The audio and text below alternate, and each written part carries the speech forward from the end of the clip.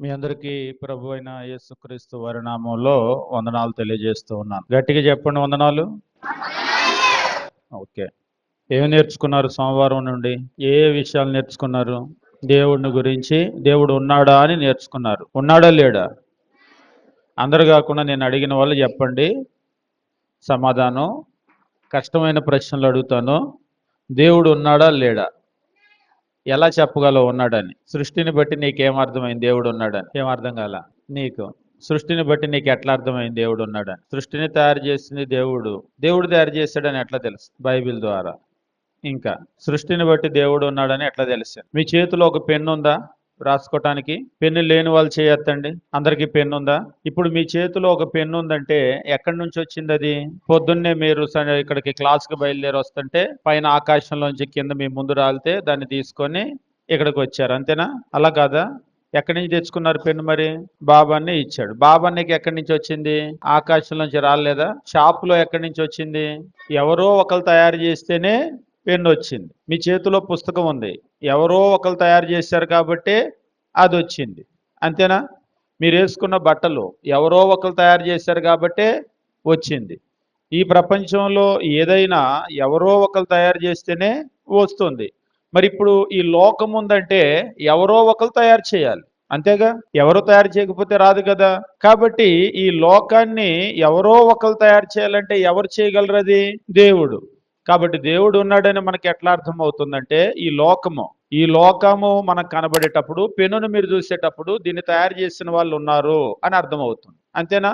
మీ బట్టలు లేదా మీ వస్తువు ఏదైనా చూసినప్పుడు దీన్ని తయారు చేసిన వాళ్ళు ఉన్నారు అని అర్థమవుతుంది. లోకాన్ని చూసినప్పుడు కూడా దీన్ని తయారు చేసిన వాళ్ళు ఉన్నారు అని అర్థమవుతుంది. ఎవరా తయారు చేసిన వాళ్ళంటే ఏ మనిషి లోకాన్ని తయారు చేయలేడు. మరి ఎవరు తయారు చేయగలరు?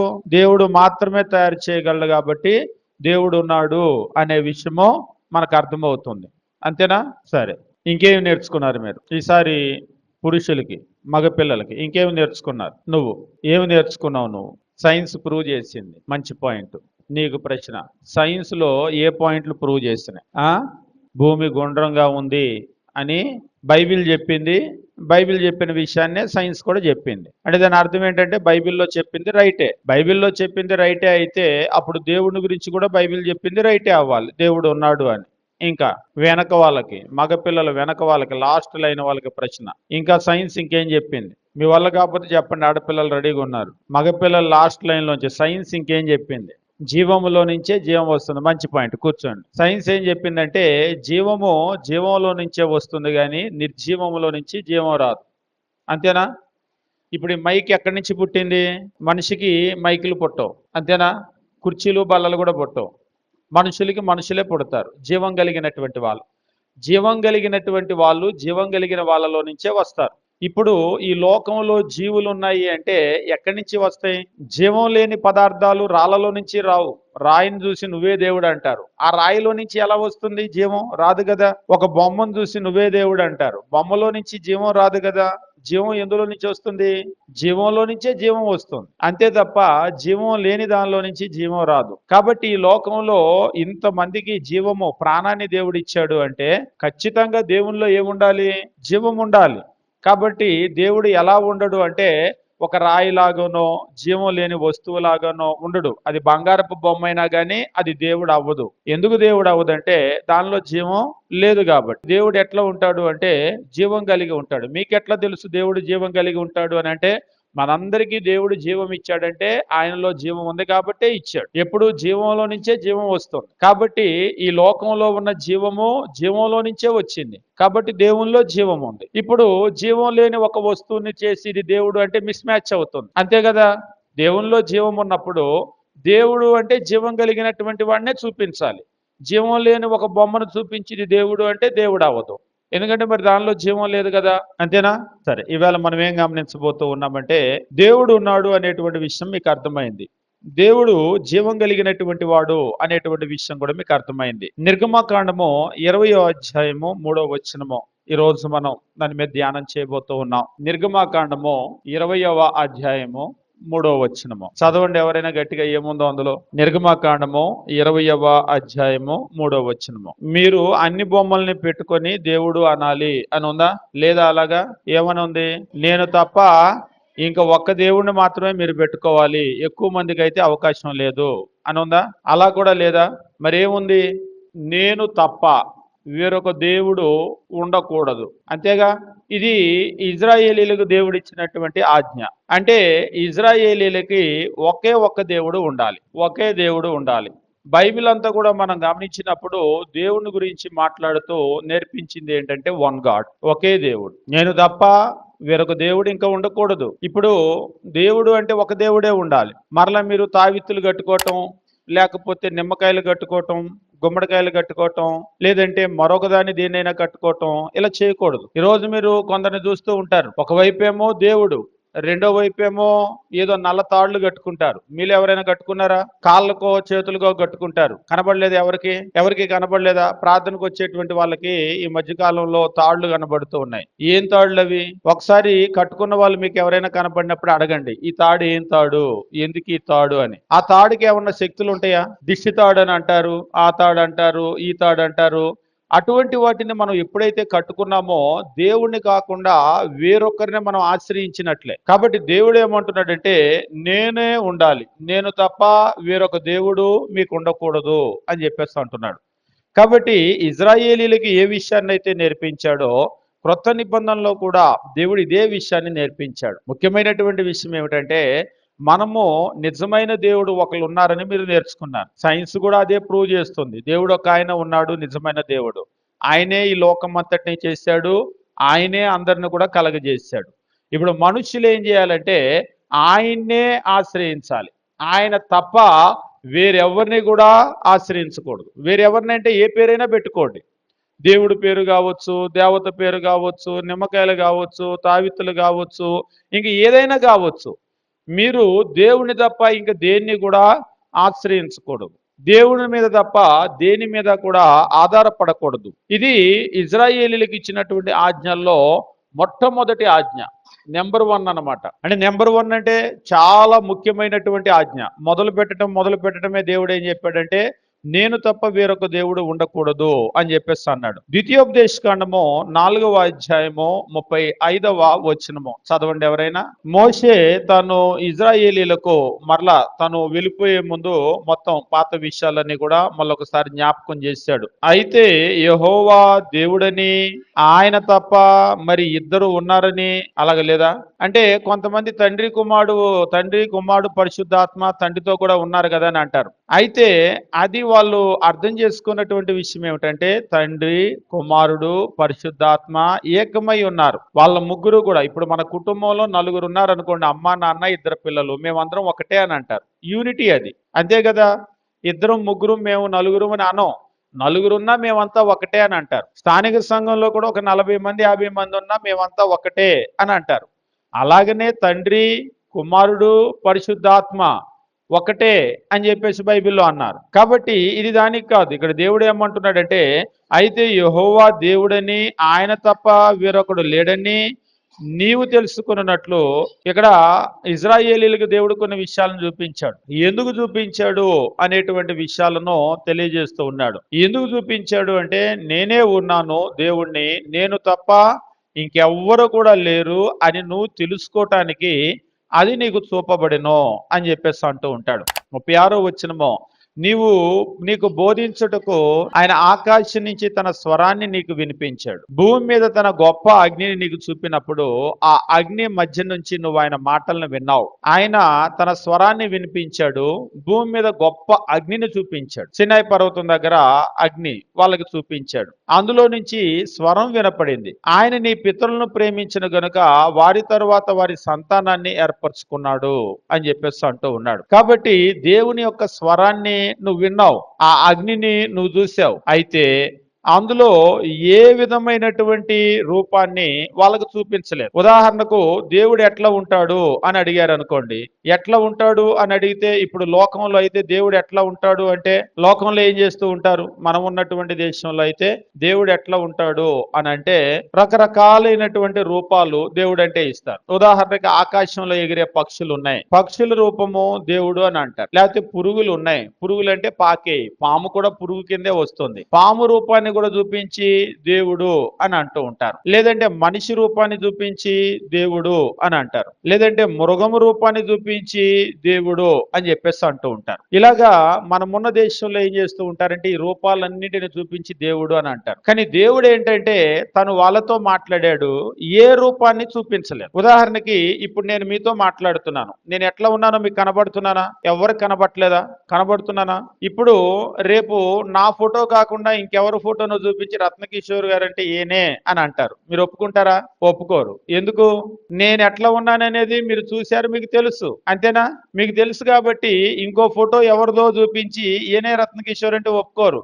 ఏం రత్నకిషోర్ గారు అంటే మాకు తెలుసు ఆయన అట్లా ఉండడో అని అంటారు. ఎందుకంటే మీరు చూశారు కాబట్టి. అదే చూడలేదనుకోండి, ఒకవేళ వాళ్ళు నమ్మొచ్చేమో, అవునా ఈయన అని నమ్మొచ్చేమో. తెలిసిన వాళ్ళైతే నమ్మటానికి అవకాశం లేదు. దేవుడు తన్ను వాళ్ళకి ప్రత్యక్షపరుచుకున్నప్పుడు ఏ రూపాన్ని చూపించలేదు. కాబట్టి దేవుడు అంటే వాళ్ళు ఏ రూపము పెట్టడానికి అవకాశం లేదు, పెట్టకూడదు. ద్వితీయోపదేశకాండము 4వ అధ్యాయము మనం గమనించినప్పుడు 15వ వచనంలో పై వచ్చిన భాగాలు మనం చూసినట్లయితే ఇజ్రాయేలీలకి మాటను తెలియజేస్తూ ఉంటాడు. 4వ అధ్యాయము మనం గమనించినప్పుడు 12 నుంచి చదువుకుందాం.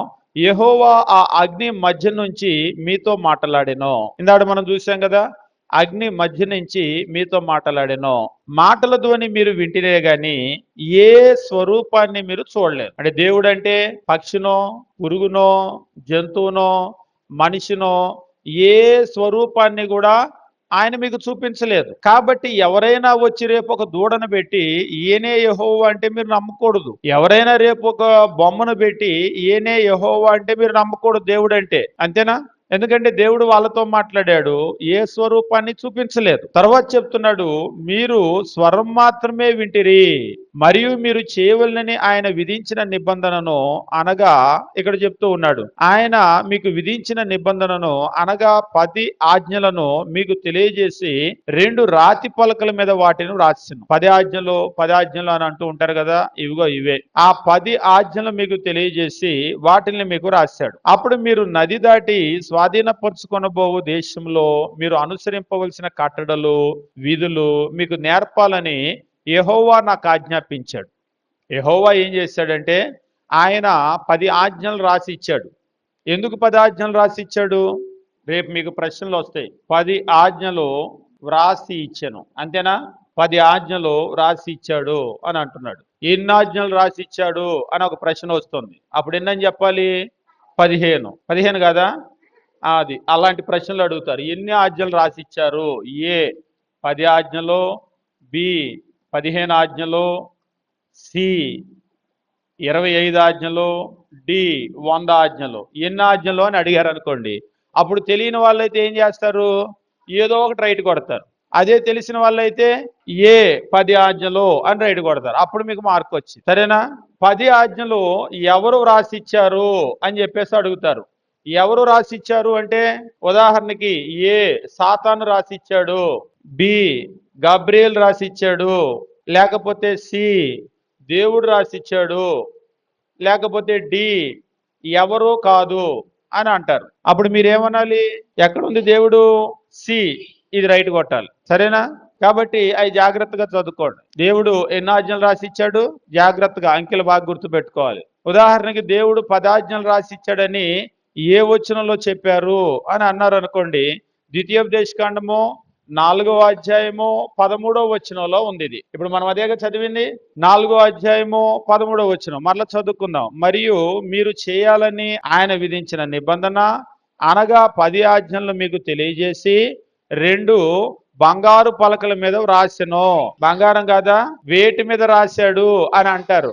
ఏ బంగారం పలకలు, బి వెండి పలకలు, సి ఇత్తడి పలకలు, డి రాతి పలకలు అని అన్నారు అనుకోండి, దేనికి రైట్ కొట్టాలి? డి కొట్టాలి, రాతి పలకలు. ఓకేనా? కాబట్టి దేవుడు ఏ పలకల మీద రాశాడు? బంగారం కాదు, వెండి కాదు, ఇత్తడి కాదు, రాతి పలకల మీద రాసి ఇచ్చాడు. ఇది కూడా ఎక్కడ ఉందంటే 4వ అధ్యాయం 13వ వచనంలో మనం చదువుతున్నాం. ఓకేనా? కాబట్టి ఆయన 2 రాతి పలకల మీద రాసి ఇచ్చాడు. ఎన్ని రాతి పలకలు? 10, 20, 30, 2 ఎక్కడ ఉందో చూసుకోవాలి మీరు. 2 ఎక్కడో ఉందో చూసుకొని దాని మీద రైట్ కొట్టాలి. ఓకేనా? ఎన్ని రాతి పలకలు? 2 రాతి పలకలు. ఎవరన్నా 2 కాదు 4 అన్నారు అనుకోండి, అప్పుడు మీరు ఏం చేయాలి?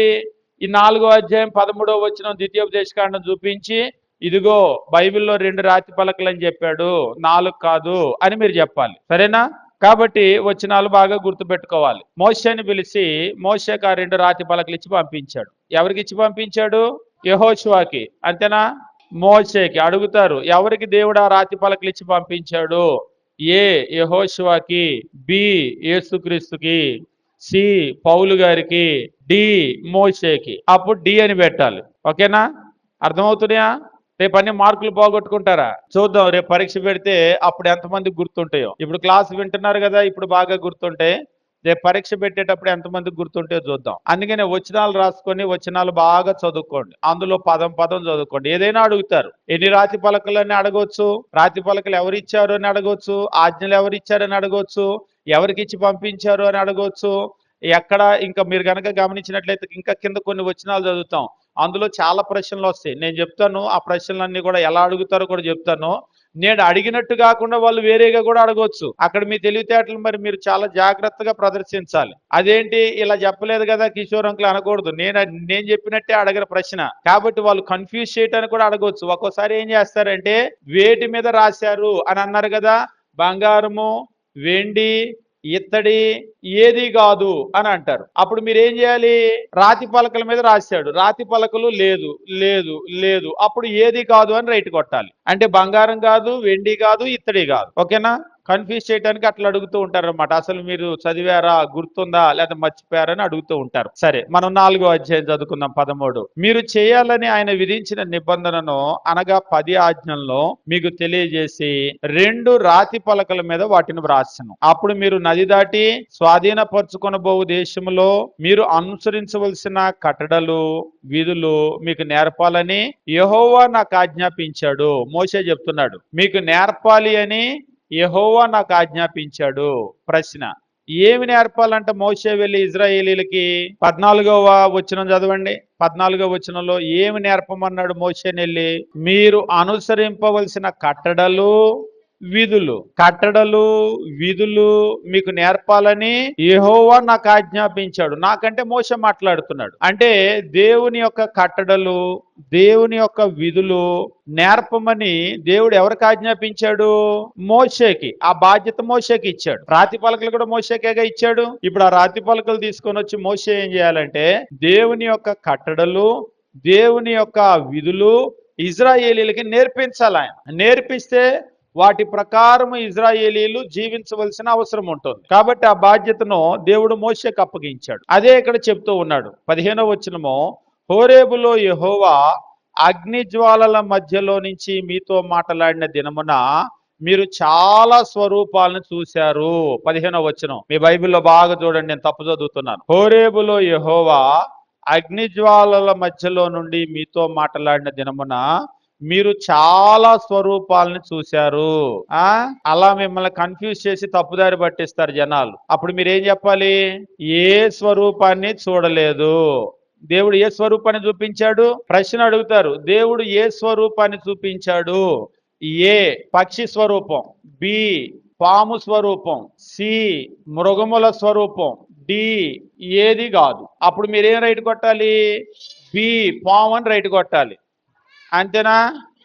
అలా కొడితే తప్పైపోయింది, మీకు మార్కు రాదు. ఇది కాదు. ఏ స్వరూపము చూపించాడు దేవుడు? డి ఏది చూపించలేదు. ఏది చూపించలేదు. ప్రశ్న, ఇది కష్టమైన ప్రశ్న, బాగా వినండి. ఎందుకు ఏది చూపించలేదు? దేవుడు ఆత్మ, ఆయనకి ఇలాంటి భౌతికమైన అంటే మనకులాగా రక్త మాంసాలు ఉన్న స్వరూపం ఆయనకు ఉండదు. దేవునికి పక్షి స్వరూపం ఉండదు, పాము స్వరూపం ఉండదు, మృగాల స్వరూపం ఉండదు. మనకిలాగా మనిషిగా ఉండే ఈ స్వరూపం కూడా ఉండదు, రక్త మాంసాల స్వరూపం. ఆయన ఆత్మ, దేవుడు ఆత్మ. కాబట్టి భౌతికమైన అంటే మనకులాగా రక్తము మాంసము దేవుడికి ఉండవు. ఉంటాయా దేవుడికి రక్తము మాంసం? ఎవరైనా అడుగుతారు దేవుడు ఎంత ఎత్తుంటాడు అని, ఏం చెప్పాలి మీరు? చాలా ఎత్తుంటాడు అని చెప్పాలి. అంతేనా? మరి ఏం చెప్తారు? దేవుడు ఆత్మ, మనకులాగా భౌతికమైనటువంటి ఎత్తులు ఆయనకు ఉండవు. దేవుడు ఎంతలా ఉంటాడు అని అడుగుతారు. ఏం చెప్తారు? మనకులాగా భౌతికమైన రూపం ఆయనకు ఉండదు, ఇంతలావు అంతలావు అని చెప్పటానికి. దేవుడు ఆత్మ కాబట్టి ఆయనకి భౌతికమైనటువంటి స్వరూపము ఉండదు. దేవుడికి ఎంత బలం ఉంటుంది అని అడుగుతారు. ఏం చెబుతారు? దేవుడు ఆత్మ, ఆయనకి బలం ఉండదు అని చెప్పాలి. అంతేనా? ఆత్మకి బలం ఉంటుందా? ఉండదా? ఎంత బలం ఉంటుంది? ప్రశ్న. ఇది చాలా కష్టమైన ప్రశ్న. ఎలా చెప్పగలరు దేవుడికి చాలా బలం ఉందని? ఇంత లోకాన్ని సృష్టించాడు అంటే ఎంత బలవంతుడై ఉండాలి? ఇప్పుడు నేను ఈ బల్లని ఎత్తాను అనుకోండి, నాకు చాలా బలం ఉందని అర్థం. మీరు ఎత్తగలరా? ఎత్తలేరు. అంతేనా? ఇంత పెద్ద బిల్డింగ్ కట్టారు అంటే ఎంత బలవంతులై ఉండాలి? ఇంకా మనం ఒక్కోసారి పెద్ద పెద్ద రాజు కోటలు చూస్తూ ఉంటాం. పెద్ద పెద్ద రాళ్ళు ఎత్తి కడుతూ ఉంటారు. ఎంత బలవంతులై ఉండాలి? ఇప్పుడు దేవుడు ఇంత లోకాన్ని చేశాడంటే ఆయనకి ఎంత బలం ఉండాలి, ఎంత జ్ఞానం ఉండాలి. కాబట్టి దేవుడు ఆత్మే, భౌతికమైన శరీరం లేదు మనకులాగా. కానీ ఆయనకి బలం అయితే చాలా బలం ఉంది, జ్ఞానం అయితే చాలా జ్ఞానం ఉంది. కాబట్టి దేవుడికి ఏమి లేదు అంటే దేవుడికి జ్ఞానము ఉంది, బలము ఉంది, కానీ దేవునికి భౌతికమైన రూపం లేదు. ఓకేనా? దేవునికి పక్షి రూపం కానీ, పాము రూపం కానీ, మృగం రూపం కానీ ఇలాంటి రూపాలు లేవు. అయితే ఇప్పుడు తేలిక ప్రశ్న, మన భారతదేశంలో మీ చుట్టుపక్కల ఉండేటువంటి జనాలను చూసినప్పుడు దేవుడు అని వాళ్ళు ఎలాంటి రూపాలు ఇస్తారు? నాకు చెప్పండి, లిస్ట్ చెప్పండి. పక్షి అంతేనా? పక్షి రూపాలు పెట్టి దేవుడు అని అంటారా? బొమ్మలంటే ఏం బొమ్మలు? పాము రూపం పెడతారా? విగ్రహాలంటే ఏం విగ్రహమో చెప్పాలి నాకు. ఇక్కడ పక్షి అన్నారు, పక్షుల రూపాలు పెట్టి దేవుడు అన్నారు. ఉదాహరణకు గరుడ పక్షి ఉంటుంది, తర్వాత పెద్దయాక నేర్చుకుంటారు అవన్నీ. పాములు ఉంటాయి, పురుగుల్ని పెట్టి దేవుడు దేవత అని అంటూ ఉంటారు. ఇంకా మృగాల్ని పెడతారు, పైన చెప్పాం కదా, మృగాల్ని పెడుతూ ఉంటారు. మృగాలంటే జంతువులు అనమాట, ఏ జంతువు అయినా సరే. ఒకవేళ రాయి అంటే బొమ్మది. అంటే రాయి ఇప్పుడు పక్షి లాంటి రాయిని చేయొచ్చు, పాము లాంటి రాయిని చేయొచ్చు, మృగం లాంటి రాయిని చేయొచ్చు. ఇప్పుడు ఇవన్నీ కూడా రూపాలు. అంతేనా? అంటే ఇవి రూపము లేదా స్వరూపము అని చెప్పేసి అంటాం మనం. అంటే ఆకారం అన్నమాట. ఇదంతా కూడా ఏంటంటే ఒక ఆకారం, పక్షి ఆకారం, పాము ఆకారం, మృగం ఆకారం. ఇప్పుడు ఈ ఆకారాన్ని ఏం చేస్తారంటే రాయితో చేయొచ్చు, డబ్బులు లేకపోతే. కొంచెం డబ్బులు ఉన్నాయి అనుకో, అప్పుడు ఏం చేస్తారంటే ఇత్తడితో చేయొచ్చు. ఇంకా డబ్బులు ఉన్నాయంటే ఇత్తడి కానీ, రాగి కానీ, వెండి కానీ, ఇంకా డబ్బులు ఉంటే బంగారంతో చేస్తారు. ఇదంతా కూడా ఏంటంటే మెటీరియల్. అంటే ఇప్పుడు ఒక రూపాన్ని ఇవ్వాలి అంటే ఏదో ఒక మెటీరియల్ ఉండాలి కదా. ఇదంతా ఏంటంటే మెటీరియల్. ఇవేమో ఆకారాలు అనమాట. కాబట్టి ఈ ఆకారాలను ఏం చేస్తున్నారంటే ఈ మెటీరియల్ని ఉపయోగించి చేస్తూ ఉన్నారు. తక్కువ చీపులో అయిపోయేది ఏంటంటే రాయి. రాయి అయితే పెద్ద డబ్బులు అవసరం లేదు కదా, అందుకనే పెద్ద బొమ్మను చేస్తూ ఉంటారు. మీరు ఎప్పుడైనా గమనించండి, అంత పెద్ద బొమ్మ బంగారంతో చేయాలంటే అన్ని డబ్బులు ఉన్నాయి వాళ్ళ దగ్గర? లేవు, చాలా ఖర్చు అవుతాయి. అందుకనే ఏం చేస్తారంటే ఎక్కువగా రాయిని ఉపయోగిస్తారు. రాయి ఎందుకు ఎక్కువగా ఉపయోగిస్తారంటే రాయి ఖర్చు తక్కువ, కాబట్టి పెద్ద పెద్ద బొమ్మలు పెట్టగలుగుతారు. ఉదాహరణకి రాయితో పెద్ద బొమ్మ చేసి బయట పెట్టారు, ఎవరు పట్టుకెళ్ళరు. అదే బంగారంతో పెద్ద బొమ్మ చేసి బయట పెడితే ఏం చేస్తారు? తెల్లారేసరికి ఆ బొమ్మ ఉండదు. అంతేనా? మళ్ళీ చుట్టూ దాన్ని గోడలు కట్టి, తలుపులు పెట్టి, గేట్లు పెట్టి, తాళాలు వేసుకోవాలి. అందుకనే బయట మీరు ఎక్కువ చూసేటప్పుడు రాయి కనబడుతుంది. ఎందుకు రాయి కనబడుతుంది అంటే ఒకటి చేయటం కూడా ఖర్చు తక్కువ పని, రెండోది రాయి అంటే ఎవరు పట్టుకెళ్ళరు. అదే వెండితోనో బంగారంతోనో ఖర్చుతో కనుక చేశారనుకోండి, అవి అక్కడ ఉండి పట్టుకొని వెళ్ళిపోతారు. అందుకనే మనుషులు ఏం చేస్తూ ఉన్నారంటే ఈ రూపాలన్నింటినీ కూడా ఈ పదార్థాలు మెటీరియల్తో చేస్తూ ఉన్నారు. అయితే బైబిల్ ప్రకారము ఏ రూపమైనా చేయొచ్చా అంటే ఏ రూపం కూడా చేయకూడదు. ఎందుకు అని అడుగుతారు. ఎందుకు? దేవుడు ఏ రూపాన్ని చూపించలేదు, మనం చూసాము. రెండవది, దేవునికి భౌతికమైన ఏ రూపము లేదు, ఆయన ఆత్మ. కాబట్టి మనం ఏ రూపం చేయకూడదు. మరి బంగారంతో చేయొచ్చా అంటే బంగారంతో చేయకూడదు, వెండితో చేయకూడదు, రాయితో చేయకూడదు, ఇంకా చెప్పాలంటే దేంతో కూడా ఏ రూపం చేయకూడదు. ఇప్పుడు అసలు ప్రశ్న ఉంది, కష్టమైన ప్రశ్న, బాగా వినండి. యేసుక్రీస్తు రూపం చేయొచ్చా?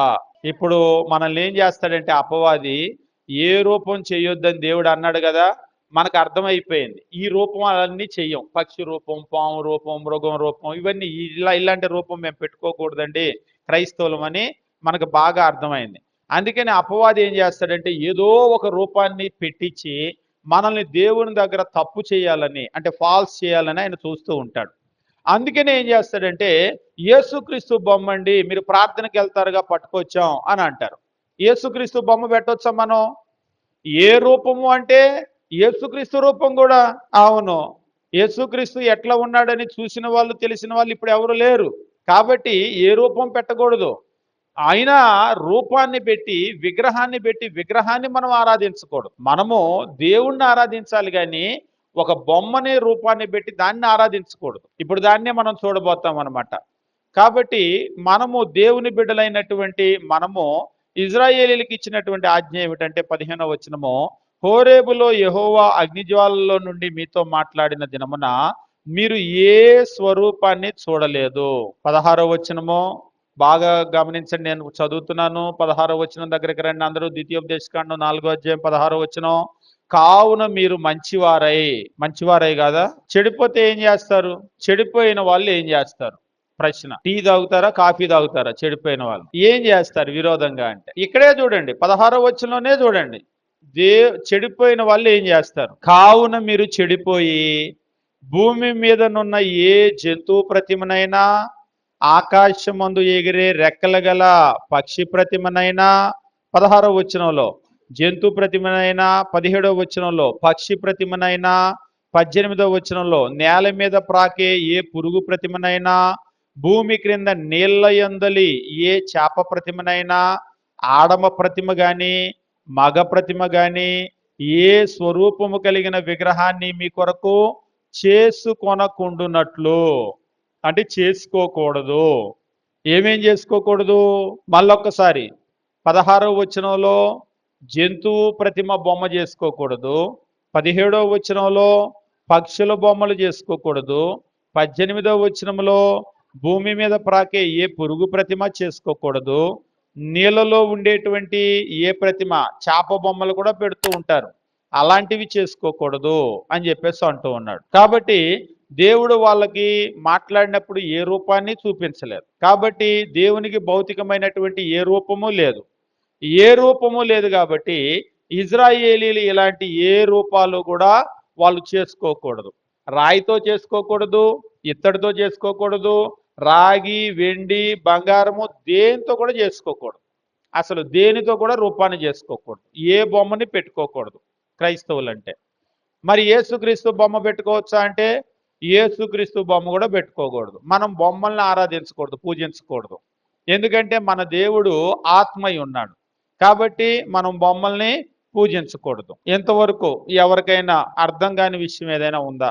ప్రశ్న ఏదన్నా ఉందా? నేను కొన్ని ప్రశ్నలు వేస్తాను, వేసాక బ్రేక్కి వెళ్తాం. ఓకే, ఇక్కడ వరకు అర్థమైంది కదా? ఇక ఇప్పుడు చూడండి 19వ వచనం. సూర్యచంద్ర నక్షత్రాలైన ఆకాశ సైన్యాన్ని నువ్వు చూసి మరులు కొల్పబట్టం అంటే పెద్ద పిల్లలు ఎవరైనా మరులు కొల్పబట్టం, భయపడటం కాదు. మరులు కొల్పబడుట అంటే ఏంటి? మీరు ఇంగ్లీష్ లో చూసినప్పుడు you feel driven to worship them. You feel driven అంటే కొట్టుకొని పోవటం అనమాట. నీళ్లు బాగా వచ్చినాయి అనుకోండి, పెద్ద ప్రవాహం, ఏం చేస్తాం? కొట్టుకొని వెళ్ళిపోతాం. కాబట్టి అంటే ఇక్కడ కొట్టుకొని వెళ్ళిపోవటం అంటే నీళ్ళు వచ్చి మనం తోసేసినప్పుడు ఆ ప్రెషర్కి మనం కూడా కొట్టుకొని వెళ్ళిపోతాం. ఇప్పుడు జనాలందరూ చేస్తున్నారు, అందరూ చేసి నిన్ను కూడా చెయ్యంటే నువ్వేమవ్వకూడదు? వాళ్ళతో పాటు కొట్టుకొని వెళ్ళిపోకూడదు. అందరూ చేస్తారు, నువ్వు కూడా చేయొచ్చు కదా, నువ్వు కూడా మాతో రావచ్చు కదా, అక్కడ జరుగుతుంది, అక్కడ పెద్ద బొమ్మను పెట్టా రావచ్చు కదా అంటే మీరేం చేయాలి? వెళ్ళాలా వెళ్ళకూడదా? లడ్డు అయితే వస్తానులే అనాలి, అంతేనా? మరి ఏమిస్తే వెళ్ళాలి? ఎందుకు వెళ్ళకూడదు? ఏమిచ్చినా దేవుడు ఇది వద్దు అన్నాడు కాబట్టి మనం వెళ్ళకూడదు, అంతేనా? అదే దేవుడు వద్దనకపోతే వెళ్ళొచ్చు. దేవుడిది చెయ్యొద్దు, ఉదాహరణకి టీచర్ ఉన్నారు, టీచర్ క్లాసులోంచి బయటికి వెళ్ళొద్దు దెబ్బలు పడితే అన్నారు. ఇప్పుడు ఏం చేయాలి? బయటికి వెళ్ళి దెబ్బలు తినాలి, అంతేనా? వెళ్ళకూడదు. ఎందుకు వెళ్ళకూడదు? వెళ్తే దెబ్బలు పడతాయి కాబట్టి, అంతేనా? దేవుడిది చెయ్యొద్దు అని అన్నాడు, చేస్తే ఏం చేస్తాడంటే దేవుడు శిక్షిస్తాడు. కాబట్టి మనం అలాంటివన్నీ కూడా చేయకూడదు. కాబట్టి దేవుడు ఏమంటున్నాడంటే ఇక్కడ చెప్తున్నాడు, సూర్యుడిని, చంద్రుడిని, నక్షత్రాలని, ఈ బొమ్మలను కూడా అందరూ పెట్టుకుంటే నువ్వు మరలు కొల్పబడి అంటే వాళ్ళతో పాటు నువ్వు కూడా త్రోసివేయబడి నెట్టివేయబడి అందరూ పెట్టుకున్నారుగా నేను పెట్టుకుంటా అని పెట్టుకోకూడదు. అది దేవుడు చెప్తున్నాడు, జాగ్రత్తగా ఉండు అని అంటున్నాడు. 19వ వచనంలో చివరిలో ఏం చెప్పాడు? వాటిని వాటికి నమస్కరించి వాటిని పూజింపకుండానట్లు మీరు బహు జాగ్రత్త పడుడి. ఎలా ఉండాలంట? మీరు చాలా జాగ్రత్తగా ఉండాలి. ప్రశ్న, జాగ్రత్త అని ఎప్పుడు చెప్తారు? ఇప్పుడు మీకు బ్రేక్ ఇచ్చారు, బిస్కెట్లు తినటానికి ఇచ్చారు. బిస్కెట్ తినటానికి ఇచ్చి జాగ్రత్తగా తిను అంటారా? అనరు. మంచినీళ్ళు తాగుతున్నారు, జాగ్రత్త అంటారా? అనరు. అన్నం తినటానికి కూర్చున్నారు, జాగ్రత్త అంటారా? ఎప్పుడు జాగ్రత్త అంటారు? బయటికి వెళ్ళేటప్పుడు జాగ్రత్త అని అంటారు. ఆడుకోవటానికి వెళ్తున్నారు, జాగ్రత్త, జాగ్రత్తగా ఆడుకోండి అని అంటారు. ఎందుకు? ప్రమాదం ఉంటుంది కాబట్టి. ప్రమాదం ఉన్నప్పుడు జాగ్రత్త చెప్తారు, ప్రమాదం లేకపోతే జాగ్రత్త చెప్పరు. ఇక్కడ దేవుడు కూడా బహు జాగ్రత్తగా ఉండండి, మీరు మరులు కొల్పబడతారేమో, ఈ బొమ్మలన్నీ చేసుకుంటారేమో, బహు జాగ్రత్తగా ఉండండి అని అంటున్నాడు. అంటే దాని అర్థం ఏంటంటే వీటిని గనక చేసుకుంటే ప్రమాదం ఉంది. ఉందా? ప్రమాదం ఉంది. ఏం ప్రమాదం? ఏం ప్రమాదం ఉంది? వాటిని చేసుకుంటే ఏం ప్రమాదం ఉంది? ఏం ప్రమాదం ఉంది? లాస్ట్ లైన్ వాళ్ళు ఏం ప్రమాదం ఉంది? కొట్టుకొని పోతారు. ఎక్కడికి కొట్టుకొని పోతాం? నీళ్ళు వచ్చినాయి, పెద్ద ప్రవాహం వచ్చింది, మనం కూడా అలాగ కొట్టుకొని వెళ్ళిపోయాం. ఎక్కడికి వెళ్తాం? నీళ్ళు ఏమిటి వెళ్తే మనం ఏమిటి వెళ్తామా? వెళ్ళం. నీళ్ళల్లో పడి కొట్టుకొని వెళ్ళిపోయేటప్పుడు నీళ్ళు ఎటు వెళ్తే మనం అటు వెళ్ళిపోతాం. అదే విధంగా జనాలతో పాటు వెళ్ళిపోయాం అనుకో, జనాలంతా ఎటు వెళ్ళిపోతే అటు వెళ్ళిపోతాం. జనాలందరూ నరకానికి వెళ్ళిపోతే మనం పరలోకానికి వెళ్ళాం. వాళ్ళతో పాటు కొట్టుకొని పోతే వాళ్ళు ఎటు వెళ్ళిపోతే మనం ఎటు వెళ్ళిపోతాం. ఇప్పుడు లోకంలో ఉన్న వాళ్ళందరూ దేవుణ్ణి వదిలిపెట్టేసి వాళ్ళందరూ కూడా నరకానికి కొట్టుకొని వెళ్ళిపోతున్నారు. వాళ్ళతో కలిసి మనం కూడా వాళ్ళతో కలిసిపోతే మనం కూడా అటు కొట్టుకొని వెళ్ళిపోతాం. అందుకే దేవుడు చెప్తున్నాడు, జాగ్రత్తగా ఉండండి. వాళ్ళు ఇలాంటి పనులన్నీ కూడా చేస్తారు, వాళ్ళతో పాటు మీరు కొట్టుకొని పోవద్దు. ఇలాంటి పనులు చేసే వాళ్ళందరూ కూడా దేవుని దగ్గరికి రాలేరు, వాళ్ళు నరకానికి వెళ్ళిపోతారు. కాబట్టి మీరు జాగ్రత్తగా ఉండండి. అర్థమైందా? కాబట్టి మనం బొమ్మల్ని పెట్టుకోవాలా పెట్టుకోకూడదా? ఏ బొమ్మల్ని పెట్టుకోకూడదు? ఏ బొమ్మలైనా పెట్టుకోకూడదు. రాతి బొమ్మలే కాదు, ఇత్తడి బొమ్మలే కాదు, రాగి, వెండి, ఇనుము, అసలు ఏ బొమ్మలు పెట్టుకోకూడదు. బంగారం తెచ్చిస్తే కూడా పెట్టుకోకూడదు. ఏ రూపమైనా పెట్టుకోకూడదు. మృగం రూపం అవ్వచ్చు, పక్షి రూపం అవ్వచ్చు, పాము రూపం అవ్వచ్చు, చేప రూపం అవ్వచ్చు, ఇంకా ఇక్కడ చెప్పాడు కదా, చేప రూపం అవ్వచ్చు, సూర్యుడు రూపం అవ్వచ్చు, చంద్రుడు రూపం అవ్వచ్చు, నక్షత్రాల రూపం అవ్వచ్చు. ఏ రూపాన్ని కూడా పెట్టుకోకూడదు. అయితే లోకంలో వాళ్ళు ఇవన్నీ పెట్టుకున్నారా అంటే సూర్యుడిని దేవుడు అంటున్నారా? అవును అంటున్నారు. చంద్రుడిని అంటున్నారు, నక్షత్రాలని అంటున్నారు, వీటన్నింటినీ అంటున్నారు. నిజంగానే మనం వాళ్ళలో పడి కొట్టుకొని పోకూడదు. చివరిగా మనం తావిత్తులు కట్టుకోవచ్చా? నిమ్మకాయ నీకే ప్రశ్న. అయితే ఎందుకు కట్టుకోకూడదు? అందంగా ఉంటాంగా, దేవుడు తావిత్తు కట్టుకోవద్దు అన్నాడా? ఏది కట్టుకోవద్దని రాశాడు ఎక్కడైనా? రాయలేదు. మరి ఎందుకు కట్టుకోకూడదంటే అసలు ఎందుకు కట్టుకుంటాం మనం?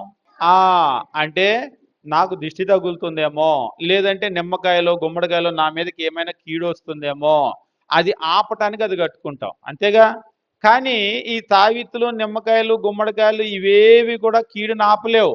కీడును ఆపగలిగింది ఎవరంటే దేవుడు మాత్రమే. ఆయన మాత్రమే ఆపగలడు. ఎప్పుడైతే మనం వాటిని కట్టుకున్నామో అవి మనకి మేలు చేస్తున్నాయని మనం నమ్మినట్టే. అప్పుడు దాని అర్థం ఏంటంటే దేవుడు మేలు చేస్తాడు, నాకు దేవుడితో పాటు అవి కూడా మేలు చేస్తాయి అని వాటిని ఆశ్రయించినట్టే. అప్పుడు దేవుడు కాకుండా అవి ఉన్నట్టు. కానీ దేవుడు నేను తప్ప వేరొక దేవుడు నీకు ఉండకూడదు, ఇంకెవరిని కూడా నువ్వు ఆశ్రయించకూడదు, నన్నే ఆశ్రయించాలి అని దేవుడు చెప్తున్నాడు. కాబట్టి అటువంటివి ఎవరన్నా కట్టుకున్నారనుకోండి, మీరేం చెప్పాలి వాళ్ళకి? ఆంటీ ఇలాంటివి కట్టుకోవచ్చు, మంచిది అని చెప్పాలా? అప్పుడు మిమ్మల్ని అడుగుతారు, ఎందుకు కట్టుకోకూడదు అని అడుగుతారు. ఏమో నాకు తెలియదు అని చెప్పాలి, అంతేనా? మరి ఏం చెప్పాలి? మనం దేవుడిని తప్ప ఎవరిని ఆశ్రయించకూడదు, ఇటువంటి వాటిని మనం ఆశ్రయించకూడదు. అలాంటి వాటిని కనుక ఆశ్రయిస్తే మనం దేవుడిని పక్కన పెట్టేసినట్లే. కాబట్టి మనం అటువంటి వాటిని కట్టుకోకూడదు అని చెప్పాలి. ఓకేనా? పోయారు. ఓకే, వందనాలు. వెళ్ళండి.